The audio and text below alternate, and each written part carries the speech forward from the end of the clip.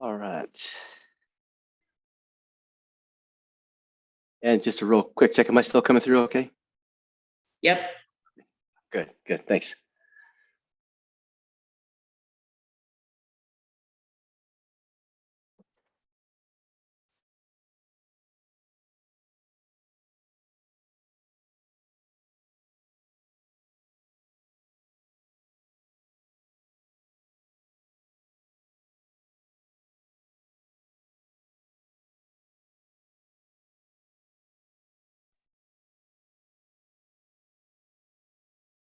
All right, we're going to wait maybe just one more minute. We'll start filtering in. I want to welcome everyone for joining us for another installment of Coffee Chats. And we're going to start here in about 30 seconds.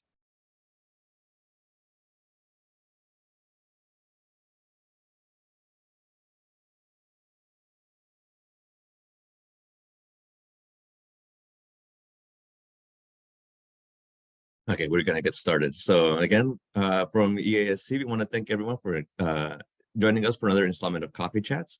I'm your host, Pablo Colindres Moreno. I'm the Communications and Marketing Manager for Economic Alliance Snohomish County.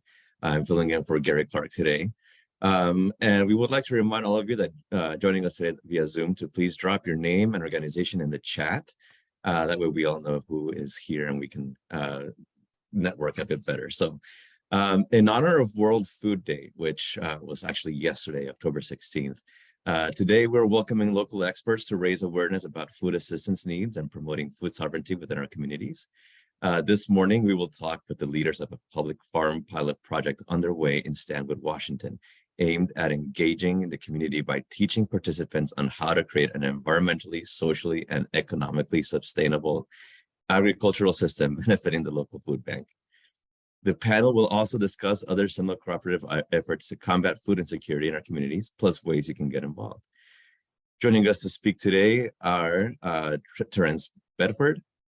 Terrence holds a Bachelor of Science, Communications, Radio and TV and Marketing from Eastern New Mexico University. He is an accredited advisor in insurance from the Insurance Institute of America with an associate in risk management from the Insurance Institute of America. He is the president of the Rotary Club of Stanwood, Camano Island. We also have Paula Thomas. Paula has a diverse career in business development, consulting, sales, marketing, and technology, and spent 16 years at Microsoft in the US and 5 years in Paris in various leadership positions. She also has held key roles at IBM, Packard, and Pep Boys. A resident of Camano Island for 25 years, she volunteers and currently serves on the board of directors for Stanwood Camano Food Bank as a consultant for Stanwood Camano Arts Advocacy Commission, and as an advisor for the UW Foster Business School mentoring students. We also have here Andrew Davis, environmental conservationist and agricultural specialist. Andrew holds a BA from the Evergreen State College and master's in food and agriculture policy from Vermont Law School. He also worked as an agricultural conservationist in Vermont before returning to the Pacific Northwest to be closer to his family in his hometown of Marysville. He worked as a farm manager for Rent Stew Ranch before becoming a greenhouse manager at Orchard Nursery in Stanwood, Washington. He is the co-founder and CEO of nonprofit Puget Sound Public Farms, and he's leading Ovenel Park Public Farm Project in Stanwood. Thank you all for being here. To begin today's program, Paula Thomas will present an overview on the state of food security in our region and some of the efforts currently underway to tackle food insecurity and promote food sovereignty in our communities. Paula, the floor is yours. Great, thank you. And let me start my screen share. There we go. Well, good morning, everyone, and it's great to be here. Thank you to the Economic Alliance. It's great to be partnering with you. Stanwood Camano Food Bank, let's really start with core to our mission. And really, in light of World Food Day, we see food security and food sovereignty as a very core part of our mission as we serve our kids, our youth, our seniors, and the homeless every day.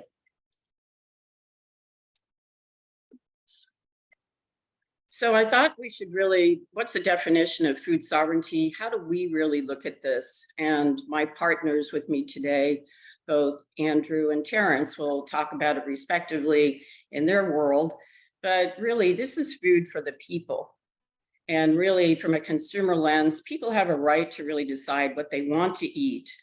And over the last year, we have been working very diligently at Stanwood Camano Food Bank Services to really provide healthy choices to our clients, sustainable methods, really partnering with those that are in an environmentally sustainable way to grow food and serve food. And we're really trying to provide culturally sensitive food offers to our clients because we have a huge mix of the types of people that come from all walks of life and all the way down from King County, Everett, Skagit, Camano, and Stanwood. I'm sure you know, especially in the Seattle market and here in Snohomish County, our needs keep growing. And really, COVID was the transformation period that hit. And we're really seeing elevated needs happening. The latest UW study that we've been looking at, and as well as Feeding America, and 28% of families can't afford the basics and essentials. And this is where food banks like us come into play. But it's really hard to say that 1 in 10 are struggling with food insecurity. And in Island County and Snohomish, where we serve primarily our core, the child rate of food insecurity is quite high to the national average. And locally, 30% of our students are on free and reduced lunches. And this is where our food bank comes into play in a big way. We launched a client service model. It's really providing our clients with dignity, respect. They choose what they want in their basket. And this is great post-pandemic because during the pandemic, we had to provide the box for the client. We're serving about 350 households weekly. And so we have 2 serve days, Wednesdays and Saturdays. We have a satellite location in Lost Lake, in addition to our primarily food bank. But you can see the statistics in terms of the pounds of food that we are bringing in and distributing to our clients every year. Unique visitors, about 55,000 unique visitors per year. So what we're really focusing on now, our executive director and her team are really improving procurement practices, working with wholesalers and partners in order to provide culturally familiar food choices. We do have a homeless program. And we have 2 senior serve days as well. So we're really trying to address all of the food insecurity needs. Our youth meals program, as I said, 30% of students locally, and that's just in Stanwood Camano. So 650 packs a week. We prepare, and you can see the example of the plastic bag. This is very healthy choice, nutritious food. If the kids can't have food in their belly, how do we expect them to learn? And really, kids are our future. We have self-shop with our 5 pantries across Stanwood and Camano, and the numbers keep growing. We provided over 100,000 meals to kids, and we still focus on that as core. We can't do it alone. It really takes a village. Without the generosity of our community, our donors, and our partnerships that we have, we really can deliver on our core mission and our promise. In addition to all the food things that Stanwood Camano Food Bank offers, we also provide other programs to help kids with coats, Christmas programs, and a simple gesture. That little green bag in the middle of the slide here, that's a neighborhood family pickup program that provides thousands of pounds every other month, and we pick up to over 650 areas on Stanwood Camano out to Lake Goodwin. But the good thing is today I've got with me 2 of our expert partners, Puget Sound Public Farms and Rotary International. So Andrew, I'm going to turn the floor over to you, and you can talk about what you're doing to solve food insecurity and sovereignty. Andrew? Hi, Paula. Thank you so much for that introduction. My name is Andrew Davis. I'm the co-founder and CEO of the newly formed nonprofit Puget Sound Public Farms. The mission of our organization is to empower communities to grow their own food. We do this by providing organizations and individuals with the skills and experience they need to make their own vegetable gardens. Our organization comes from my desire to share the experiences that I've had working on farms and inspire others to reconnect with the food that they eat. I know that not everyone has the interest or time to wake up at the crack of dawn to pick their own vegetables on a real working farm. So by creating community gardens, it provides a more accessible way for those without an agricultural background to learn how to grow their own food. In preparation for this project, I toured the various gardens throughout the North Puget Sound, and I found that the King County's Department of Neighborhoods provides the tools, funding, and administrative support to start a pea patch. However, gardens in Snohomish and Skagit County were started with the support of an existing nonprofit. Therefore, I partnered with the Stanwood Tomato Food Bank, and they have been instrumental in helping me to overcome the administrative barriers that I faced in making this project come to fruition. Without their support and guidance, I would not have been able to do this. For those who didn't grow up in a rural area, it's easy to assume that our community, which is surrounded by farmland, is well connected to agriculture. However, farming is no longer common. Urbanization has reduced the number of spaces where families can pass down their skills and knowledge, and therefore creating spaces where people without a farming background can learn how to grow their food is vital to preserving our agricultural lands. The need to increase access to locally grown food is increasingly important as food prices hit record highs, leaving more of our friends and neighbors hungry. To work towards solving food insecurity, we will work with community members to increase production of culturally appropriate foods via providing access to land, tools, seeds, and knowledge. For the garden spaces that we create to truly have a lasting impact, we must ensure that they're radically inclusive for all people. It's well documented that minorities and people with disabilities are disproportionately affected by food insecurity. And so to make these groups feel more welcome, we will work with leaders of organizations that represent their interests to preemptively identify and eliminate potential barriers to access based on their cultural background or physical abilities. This will lead to greater opportunities for shared growth and development for everyone. Our spaces will be proving grounds for the use of environmentally sustainable practices to demonstrate the positive benefits that farms and gardens can provide. And putting all these principles into practice is not an easy feat. It comes with a lot of questions that can only be answered through experience. Therefore, Puget Sound Public Farms will open its first community garden in the spring of next year, entitled Ovenel Park Public Farm. This project will convert 1 acre of a public park to a working vegetable garden staffed by volunteers. Our organization will manage their activities and create a plan with their input to grow culturally appropriate fruits and vegetables using efficient, scalable, and sustainable techniques. We'll hold weekly informal classes on how to grow food from seed to harvest starting next spring. These classes will cover everything that an inexperienced person needs to grow their own food, from seed selection to weeding, pest management, and food safety, to name a few. We also plan to restore the park's existing wetland with the help of the Snohomish County Conservation District. The property where we're farming is at the mouth of the Stillaguamish River and is located very close to many environmentally sensitive areas. We hope to show that farms can work in harmony with the environment if given the opportunity. Interspersed throughout the growing season, we also hope to invite experts in our community to give presentations about food, agriculture, and the natural history of the site. This space will serve to educate our community about basic agricultural practices that have been ongoing for many generations. Next slide, please. So we hope that the outcomes of this project are that our community members are educated and inspired to grow their own food, either directly by participating at Ovenel Park or by taking what they've learned and applying it at their own house. We aim to educate consumers about the importance and value of buying locally, getting to know a local farmer, and being knowledgeable enough about agriculture to make informed decisions about where and what produce to consume. We also want our community to recognize the importance of preserving farmland and be an active part of the process to make local agriculture more socially, environmentally, and economically sustainable. This project will provide the space to make cross-cultural connections.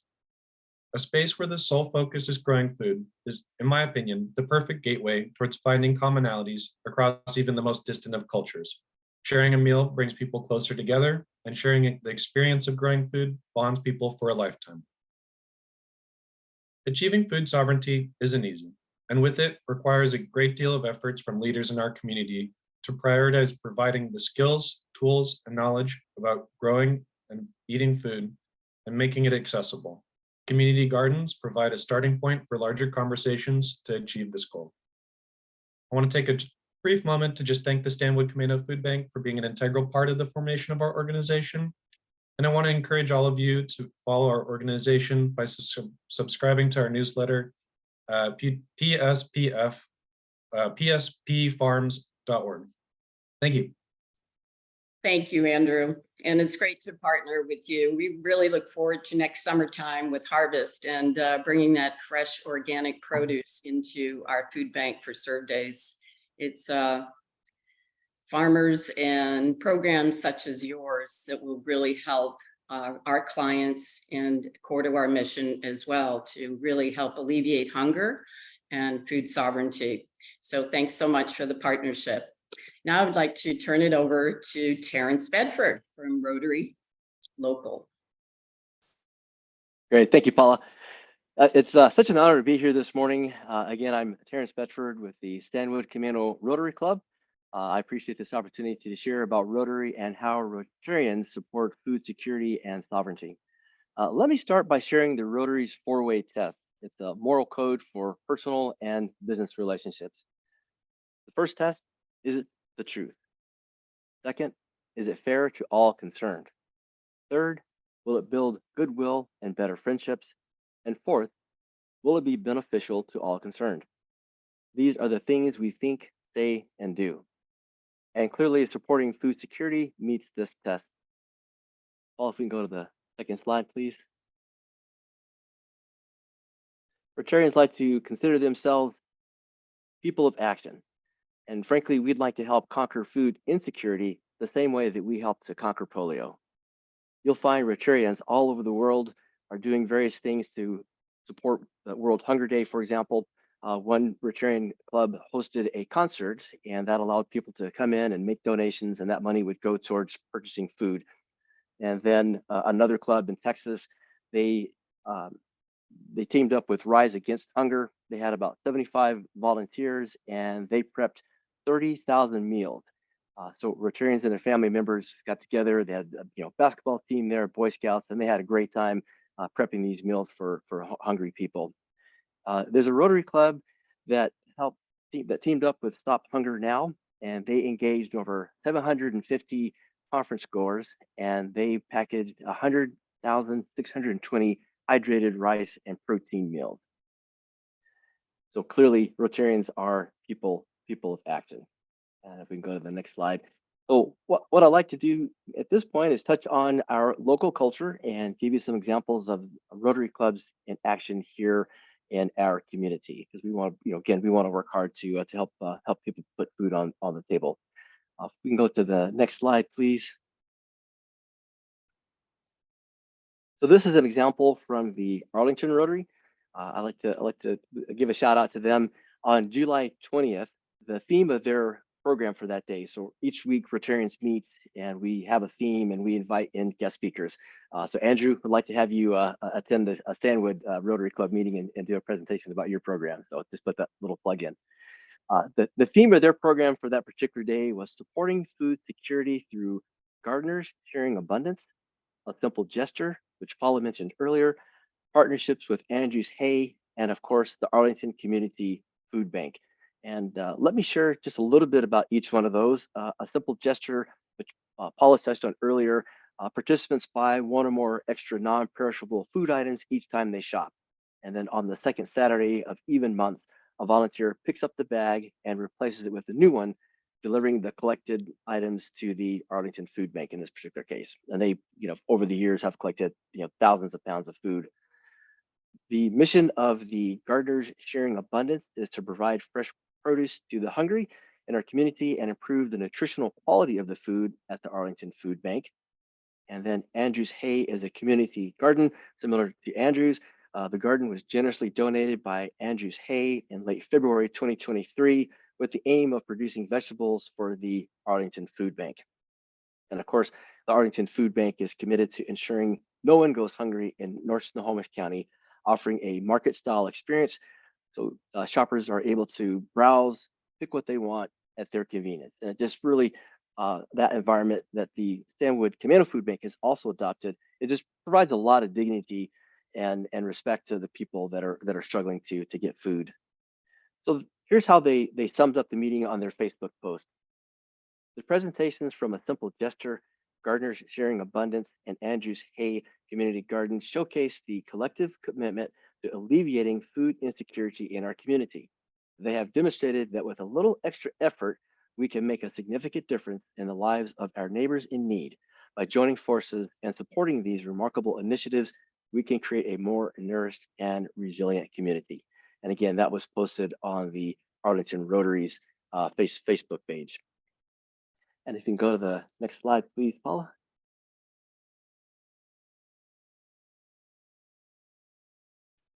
And the Stanwood Club, we're a little bit smaller than Arlington, but we're growing and we're starting to pick up some steam and pick up some momentum for this year. And we've been around for 25 years, and we're certainly hoping to be around for another 25. So one of the ways that we address food insecurity or team up with, we've teamed up with the Stanwood Commando Food Bank, and we hope that's one of our contributions to providing addressing food sovereignty. So we team up with the food bank. So we'll volunteer, we'll provide funding on an annual basis. This year we've stepped up to be a sponsor at the Hope Against Hunger, so we'll be participating in that. And as I mentioned earlier, when the food bank decided to move to the grocery store model, if you will, they needed to move the thrift store across the street so they can make more space for the shopping experience at the current food bank. So when they did that, as you can imagine, there's a ton of stuff that needs to be moved from point A to point B. So Rotarians stepped up and we were able to help with that move. There's Rotarians that volunteer at the food bank on a regular basis. For a while, I served on the board at the Stanwood Commando Food Bank. We also will roll up our shirt sleeves and we'll pull weeds at the community resource at their community garden. And then finally, years ago, Rotarians started what we call warm coats for kids. So we want to feed the kids. We also want to keep the kids warm. So we started that program to provide coats for kids. And the food bank actually took that program over because they could do a much better job buying the coats more economically. And then finally, they have a much better means of distributing those coats to kids. And they have a better connection to identify, who would be in need of those coats. So we're extremely grateful for the partnership with the Stanwood Commando Food Bank. And I think based on this opportunity to present today, I recognize that we can do a lot more. And I think we will do a lot more, and we certainly can with your help. So again, thank you very much for your time this morning. Thank you, Terrence, and thank you for the partnership with Rotary. We greatly appreciate both the service and your continued support financially. Terrence mentioned the community service garden. About 10 years ago, my husband and I planted the very first community garden, and it still lives on today, which is great. So we're hoping that Andrew Davis is going to take that one on as well. He's doing some really cool things with another church locally for their garden, and it all really helps the food banks locally. So we're going to open it up for Q&A. Terrence also mentioned Hope Against Hunger. That's our Stanwood Commando Food Bank's annual fundraiser. We're really pleased to have Gary Clark as our keynote speaker this year. It's going to be amazing. His story is amazing, and it really lines up to our core values, our mission. And I wanted to make sure you have a big shout out to our executive director, Yvonne Reinerson, She's been with us just a mere 5 months and has really been busy with her team of 300 volunteers and her staff of 11 in order to actually help solve security. She's been super busy grant writing and really carrying our transition and our strategy forward. And it's just been a great program, and we're great and very blessed to have her on the team. And thanks to the community and our donors, we would not be anywhere in the food bank without you. We're just so blessed to be in the community we live in. So with that, Pablo, would you like to open it up for Q&A? And the three of us are happy to answer any questions from the audience or yourselves. Yes, thank you, Paula. Just wanted to remind everyone that you can put your questions in the chat here and we'll relay them to the team. We do have a couple of pre-prepared questions as well. So Rachel and I will be looking at the chat, making sure all your questions are answered, time permitting. So first of all here, to Terrence, how is your organization actively involved in addressing food insecurity in Snohomish County? And what impact have you seen from your initiatives? Thank you, Pablo. You know what, I'd say the way that we're actively involved is, again, teaming up with the Stanwood Camino Food Bank. That's one of that was probably the strongest way that we're able to contribute and help fight against food insecurity. And again, we're supporting the Hope Against Hunger this year, and we provide donations. Now, other things that we do, we host food drives at grocery stores. And so we'll spend, a couple of days, like usually right before Thanksgiving, we'll spend a couple of days just, out collecting food and helping to raise awareness about food insecurity. And then we also will dedicate fundraising events to the food bank. So for example, during COVID, we came up with the idea that we could host a shred it event so that people could just drive by, drop off things to be shredded, make a donation. And so we use those funds to help warm coats for kids, and then also for money to go towards the food bank. And then Paula has been a guest speaker at our Rotary Club meetings to talk about the food bank and generate support there. And then also the other thing that we did last year is we teamed up with the Stanwood Fire Department. The fire department, they get the engines roaring, they go through neighborhoods, and it gives people an opportunity just to donate food on the spot. And so we go out and help collect some of that food and bring it back to the food bank. Thank you, Terrence. We have a question here from the audience from Dawn Presser from Snohomish County PUD. She asks to Andrew and Terrence, have your organizations reached out to Snohomish Conservation District and or the Snohomish County WSU extension? They both have great information on growing your own food and creating food forests. We at the Snohomish PUD started a small food forest in Monroe, Washington, and would like to connect with you too. The food is donated to the local food banks. Yeah, I'll take a stab at that. Yeah, I actually had a conversation with Linda, I believe, is the director of the Snohomish County Conservation District. And as I mentioned in my presentation, they're going to be an active part in helping us restore the wetlands at the public park that we're going to be holding the community garden at. So. Great. And we have not, but I would love to.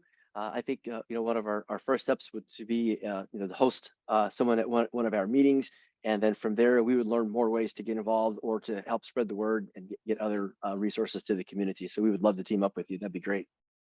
Likewise, from the food bank, we'll have our executive director follow up.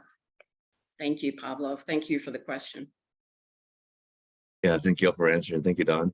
Here's another question from the audience. Nelia Viloria, is a community garden related to a project with the Northwest Tribal Emergency Management that would help the community? Hey, Pablo, it looks like you cut out the last part of your question. Could you repeat it, please? Yeah, is the community garden related to a project with the Northwest Tribal Emergency Management that would help the community when food is scarce?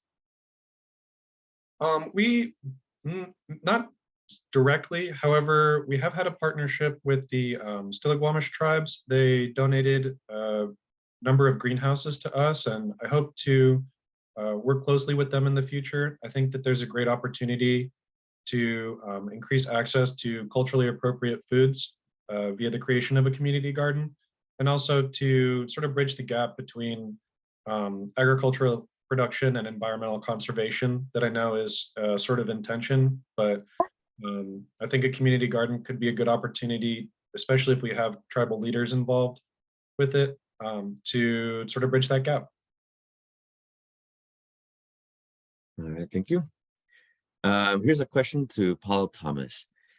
Can you provide insights into the current level of demand for food assistance in the county, especially in light of recent challenges like the pandemic? Yes, certainly can. Interestingly enough, we serve about 350 families a week. And the primary serve days are Wednesdays and Saturdays at 2 locations, right? Downtown Stanwood and then at our satellite location. What's surprising is the number of new families needing benefits. We're seeing about 10 to 20 new families every week. So the needs are really growing. And while, you know, cost of living has increased, SNAP benefits have run out. Shout out to Jan Olson there at Volunteers of America, who really does a great job handling our SNAP and TFAP programs. But we've really had to double down and get community support because the needs keep growing. So both families, and then for the kids side, the backpack and the youth meals program has really increased substantially since last year. So it's amazing how many kids and families are saying, I'm coming to the food bank for the very first time. Thank you. Andrew, could you share more about your pilot project and how it's contributing to building a sustainable agricultural system? And what have been the project's key achievements so far? Yeah, so the pilot project's slightly different than a traditional community garden in that it will be a single plot of land that everyone works on communally, as opposed to individual raised beds that are available for rent. And so the produce grown in the space will directly benefit our community. We'll distribute it with the help of the food bank, the Stanwood Commando Food Bank. And we hope that it'll contribute to a sustainable agriculture system by generating more active participation in our local food system as a good sort of entry-level stepping stone. And as far as like the biggest achievement, it's probably securing the lease agreement to conduct the project in the public park from the city. Before my project started, the park was purchased in the city in 2014, and it has yet to be open to the public. So by creating this community garden, it'll be the first opportunity for our community to actually be able to access that space. So. Thank you, Andrew. All right, here's a question to all the panelists. And what are some of the unique challenges faced by Snohomish County in achieving food security? And how do you envision overcoming them? I can start with that. Well, number one is we see Snohomish, the proximity to King County, more housing pressures, right? Seattle is now more expensive than New York. People are moving up north. I would say the other, and I mentioned earlier that we see clients all the way from Renton, Cedro-Willie, Concrete, really outside our core Stanwood Commando area. The second area I think unique is support for the homeless and food insecure families in the rural areas. They really have to kind of all get together with logistics and get transportation in order to come to us. And we see a lot of our clients coming from Whatcom and Skagit County, bypassing their own food banks. Why they come to us? We've got the best quality, the best people. We have a culture of kindness, dignity, and respect. We don't turn anybody away. So I think a couple of ways that one of the things I really like is how Arlington Food Bank has got their mobile unit, and that really can get out into some of those rural areas where, they're not able to have transportation to come into a regular food bank. And Carla and her team do a really great job integrating with that. And I think that's an area where in the future, trying to get grants for those types of micro programs would be super helpful. Terrence, Andrew, anything to add? Yeah, I could just add on to that a little bit. I think that it's important to realize that we don't have as much access to culturally appropriate foods. Two of the main groups that come to mind, we have a large population of indigenous Mexican migrants who are the backbone of our agricultural economy. And it's unfortunate that although they're the people who are producing our food, they're the people who oftentimes lack the food. I think it's important to realize that, we need to make sure that people who are growing our food have access to that food that they're growing. And I think second, the tribes, I think we need to ensure that they have access to culturally appropriate foods, ensuring that there's a healthy salmon run. I know that they're the salmon people, and we need to make sure that we're doing our best part to ensure that they continue to have access to their cultural heritage and do our best. I would just add that one of the challenges I think we see in our area is that in Snohomish County, it's not as visible as it might be in King County, for example. So somebody will be working at a grocery store and it's difficult for them. The assumption is, hey, they're working, they're probably doing fine. But the reality is it's so expensive to live here that just because they have a job, they may not necessarily be able to make ends meet. And so I think that's one of the challenges that we face here. Yeah, we're in an agro-rich area, yet farmers are making pennies on the dollar. And that is something we really need to all be thinking about as we look at, foods insecurity and all of those small farmers and partnerships. And those are some of the things that our executive director is really looking at in terms of, teaming up with smaller farmers to help produce and provide, help from, socially disadvantaged farmer communities and ranchers. So it is a problem that we all have to look at collectively. Takes a village. Thanks, everyone. Just want to remind everyone who's attending, you can put your questions in the chat. We'll make sure to relay them to the panelists. I have a question here for Paula. What partnerships or collaborations have been crucial in ensuring a consistent food supply to those in need, and how can others in the community get involved? Okay, great. So I did have one of the slides up there. Grocers have been, one of our core lifebloods. Every week, we get help from IGA, Hagen's, grocery outlet provides the dairy and the milk and the eggs for the serve. A simple gesture, that program that Terrence mentioned, which is operational both at Stanwood Commando Food Bank in Arlington, that has been a lifesaver as well. It has all of the non-perishable items, and that is really helping, families that really need and giving them the choice they need, because we actually do a call out to everybody via text and say, here are the things that the clients are asking for this month.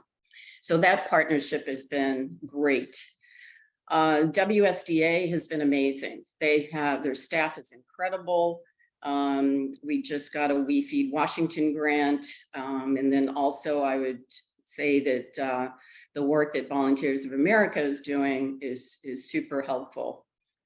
The Stillaguamish tribe has been an amazing supporter of our food bank, and we're hoping that continues. We've got the partnership with them, and I think that it's really something that everybody needs to look at in terms of the tribal communities, because they're a great resource to help with programs, ideas for funding programs, as well as, hey, they've grown up through farming and salmon fishing, and really have the means and the knowledge of really helping this food insecurity problem. So I think that those are just a few examples. And then, of course, all of our donors in the community that continue to rise to the occasion and help us during this post-pandemic time where COVID was really transformational. And that's when really things started to elevate. So that's what I would offer. Thank you, Paula. Terrence, here's a question for you. How can local businesses and community organizations like Rotary Clubs play a more active role in supporting food assistance programs and promoting food sovereignty in the county? Thank you, Pablo. I think one of the things I've learned about Rotary is that there are a wide variety of programs, and so you can get involved in Rotary, and then if there's something that you're interested in pursuing, you can usually head that direction. So, for example, we have a school in Ecuador, and that we support through the IPA. So, when it comes to providing food security, get involved and team up with my friend Andrew Davis and help support that garden and help them get the resources that they need to be productive, and then also look for other ways and other things that that can be done, like the staging events where we're packaging up food. Another thing as well is allow employees time to volunteer, whether it be at the food bank or other areas. That would be fantastic. And then also host food drives, and not just around Thanksgiving or Christmas, but host a food drive on a year-round basis, and that certainly helps take some of the pressure off. And then I think we've seen a couple of examples of organizations that that say, hey, we have an abundance here, so let's make sure to share those resources. And those resources don't necessarily always have to be food. So, for example, if you have some items that you can share at the thrift store, which, by the way, the thrift store helps to raise money to pay for the expenses at the food bank, or if you do have food. But so those are just a few ideas that I think would help. Thank you, Terrence. All right, Andrew, this is a question for you. In your experience, how does sustainable agriculture play a role in both addressing food insecurity and fostering food sovereignty in Snohomish County? Yeah, so one of the things is that by having environmentally or sustainable agriculture, it will continue to exist. The nutrients will stay in the soil, and it'll sort of close the loop for the nitrogen, phosphorus, carbon cycle, essentially replenishing itself over time and allowing that place to continue to produce high quality food for a long time. And by having sustainable agriculture, it'll allow more people to have access to locally grown food. Farms are critical for providing those. And during COVID, we saw that, especially during COVID, we saw that having a resilient local agriculture system is critical if you want to keep food on your shelves. So I think that, yeah. Thank you, Andrew. Here's a question to all the panelists. How has the perception of food security and food sovereignty evolved in Snohomish County in recent years?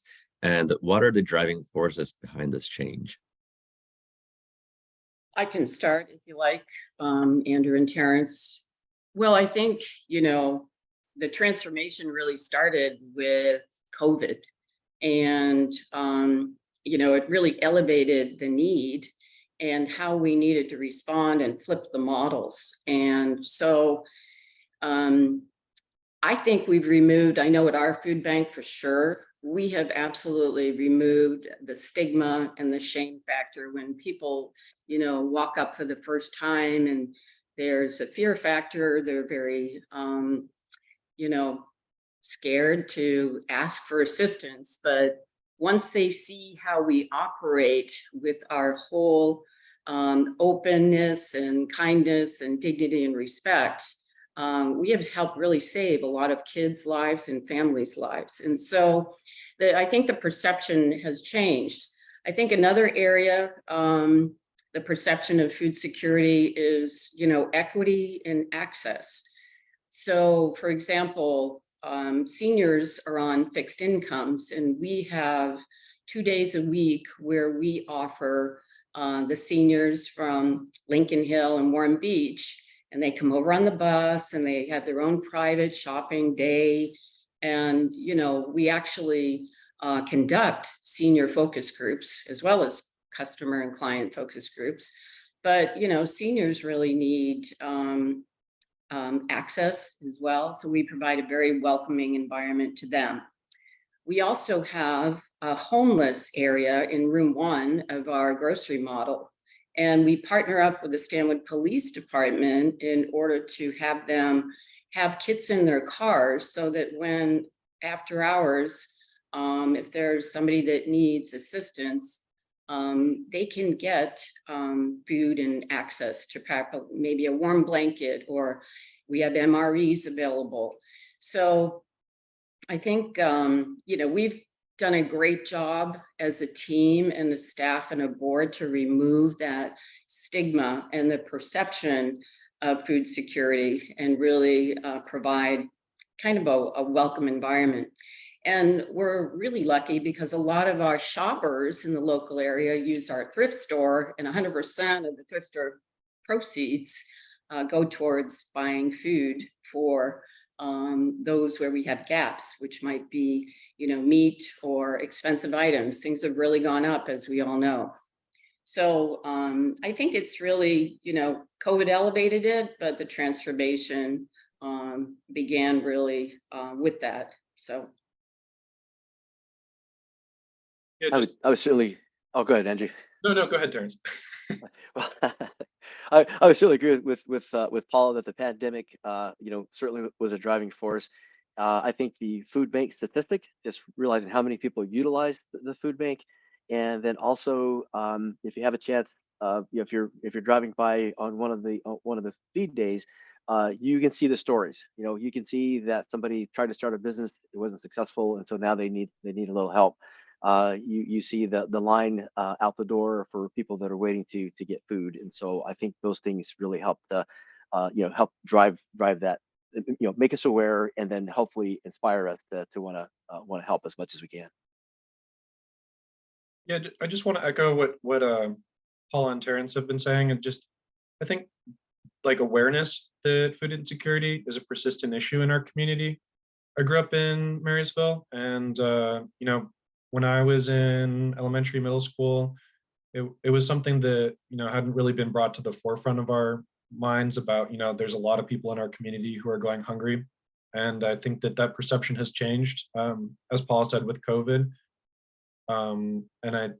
Yeah, it's really great to see that we're starting to actually say, hey, there are people who need help in our community, and what are the ways we can help them. All right, thank you all. I just want to remind people for attendance, put your questions in the chat. We'll make sure to relay them to the panelists here. Here's a question for Paula. Are there specific initiatives or programs that have been particularly successful in reaching underserved communities or addressing specific demographic challenges related to food security? Yeah, so I'll take that kind of in 2 parts. So on the underserved side, I would say, which I just mentioned, reaching homeless and seniors. I think more, you know, the ability, especially if you look at the south end of Camino Island, it's very much mostly retirees and ages, you know, 65 plus. Some have no transportation. And so we really collaborate with other community resources in order to reach those seniors. So that's one, underserved. I think right now, one of the things that our executive director and team are really evaluating is, you know, through the client surveys that we do, is how can we reach more smaller and rural communities as well. So we don't have the problem solved, but it is something, you know, as we get grants and we can really, you know, look at opportunities to improve our reach. We partner up with a transportation company called Snow Goose, And so, you know, those are some of the things that we're always working on with our partners as well. So those are, you know, the programs for the homeless, we've got pretty much dialed in. And I would say for senior serves, that's operating well, but there's other programs on the island, such as Meals on Wheels, that also is serving, you know, those that don't have transportation access. So those are a couple of the things that we're doing and in terms of improving access and equity. And we hope with the farm programs and more reach there, sourcing from, you know, Ovenel Park and other small farmers and ranchers will really help with some of the underserved communities. We're kind of in a very unique area with the Port Susan area as well on the island. So it's a little bit isolated. So we try our best. And we're open every day, even though we have serve days just Wednesdays and Saturdays, the door is open Monday through Saturday. And we really work hard to serve the families and the kids in need. Thank you, Paula. This next question is for you, Andrew. How do you engage and educate community members in sustainable agricultural practices?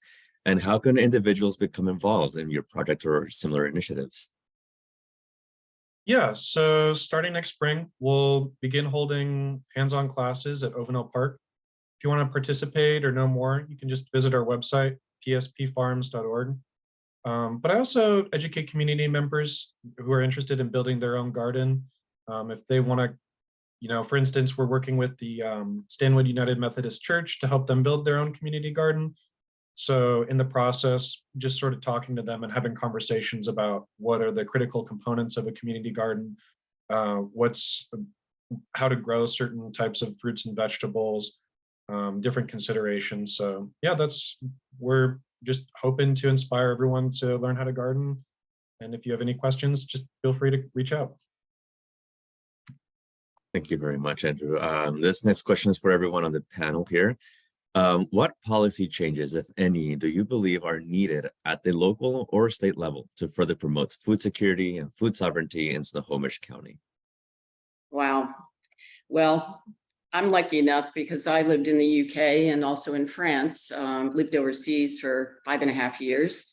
We need government to pay for food. I mean, when I look at, you know, the Stanwood Command Food District, the school districts, they take a loss. They're unfunded and no kid should have an empty belly. They can't learn if, you know, they don't have nutritious food. And, you know, COVID removed post-pandemic, the emergency funding has been removed and gone back to way pre-pandemic levels. And, you know, with cost of living increase and inflation, families are like trading off. Do I pay my housing rent or do I get food for my kids?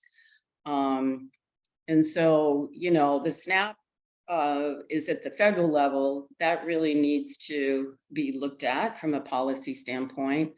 And then I think, you know, opening up more microfunding opportunities and smaller grants so that we can really pivot forward for, you know, staying pace with the inflation and cost of living. But I think the US is pretty unique in not paying for school meals. And so that's something I think that would be great, have the government step up again. I think that, you know, one of the biggest things that I see is that we need to make policies that allow farms to be more economically viable and economically and environmentally viable. We have a system of policies that are essentially voluntary environmental incentives, and they have not met the needs that we have towards creating a sustainable agriculture system.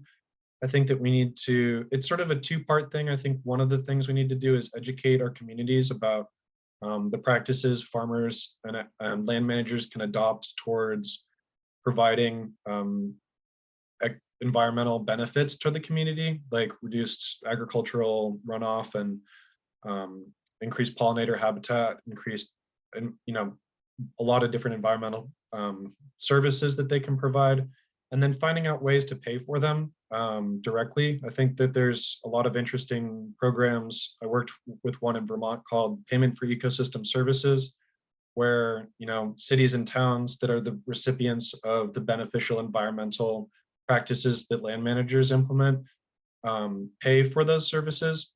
So I think just by connecting our urban areas with our rural areas, I think we can really do a better job of ensuring that our agricultural heritage continues into the future. I would just add that I think it'd be great if we could create policies that would help us to minimize waste. I know there's a lot of food that goes to waste in our society, and sometimes there's concerns that, hey, if I donate this food, are there going to be legal consequences? So let's see if we can eliminate some of those barriers to make sure that food doesn't go to waste. It gets on people's tables instead. All right, thank you. We have a question here from the audience. Marilyn Sheldon asks, do you think teaching our youth in elementary schools to learn gardening is a good idea, or is it also making it credit worthy for high school students might be appropriate for them to want to learn these skills? Oh, Yes. absolutely. Yeah. I was just reflecting on when I was a kid. We lived on probably about half an acre, and so during the summer we'd grow corn and black eyed peas and green beans and okra, squash, and so it was great. So you learn about food, you have an appreciation for food. You just spending time with my dad. So yeah, I think that's great. The sooner the better. Yeah, and I think that my girlfriend has a nephew, and he's a high energy kid, and he's really intelligent. But I think that the traditional classroom environment where they're forced to sit still all the time is not the best fit for everyone. I think that involvement in gardening is a great way to get outdoors, get some of that energy out, and learn about all sorts of different things. You could essentially, farming is a very interdisciplinary study where you can incorporate many different aspects of a traditional curriculum into an agricultural based education system. And so I think more schools need to adopt gardening programs. Amen. Thank you all, and thanks Marilyn from the Tulalip Tribes for that question. One last question here. This is for Terence. In the spirit of community involvement, what are some ways in which individuals can volunteer or support organizations like Rotary in their efforts to address food insecurity in this county? Thank you, Pablo. Let's see, I'm looking for my sign that I hold up that says, please join Rotary. But I think that, we definitely want people to join. I know that, service clubs like Rotary, it's difficult to attract members. And so I would highly recommend that people do join and get involved. Now, I recognize that there are constraints on everybody's time. And so people are incredibly busy these days. So Rotary, in the past, there was pressure to, attend every meeting and so forth. But I would tell you that we've really, backed off of that. And we have a number of members that they may not be able to attend every meeting, but they provide financial support, which is great. Or when we have a particular event that we need some extra hands, they're there at that particular event. So I would encourage people to get involved. And again, when you look for, if you're passionate about something, Rotary with the 1.4 million Rotarians around the world and all these clubs, it's amazing what networks you can tap into and the things that you can accomplish when you have the something that you're passionate about. Thank you very much. Yeah, we'd like to thank Paula Thomas, Andrew Davis, and Terence Bedford for joining us this morning. For those of you who registered for today's installment of Coffee Chats via Eventbrite, check your inbox later today for a list of resources from this discussion, as well as a link to the recording, should you wish to rewatch it or share it. Before we go, we would like to highlight a few events coming up for EASC. So on Thursday, October 19th from 5:30 to 8 p.m., EASC is partnering with People's Bank to present Business After Hours.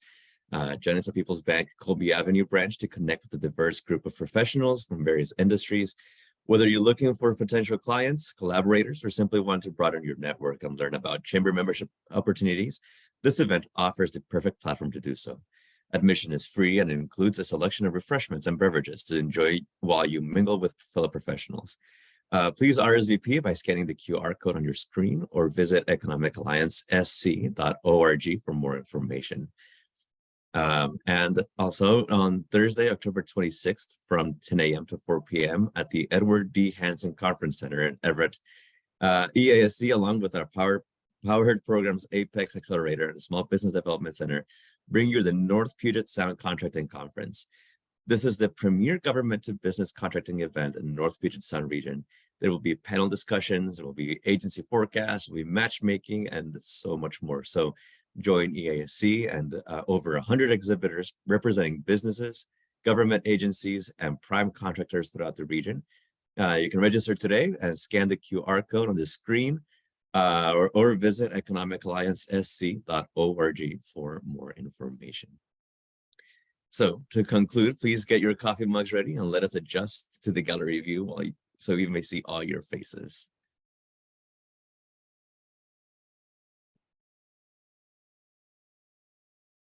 All right, then let us raise our coffees and cheers to another great discussion this morning. Cheers, everybody. Thank you all so much for joining. Thank you to our panelists again. And until next time, this has been Coffee Chats. Thank you. Great. Thank you so much. Thank you.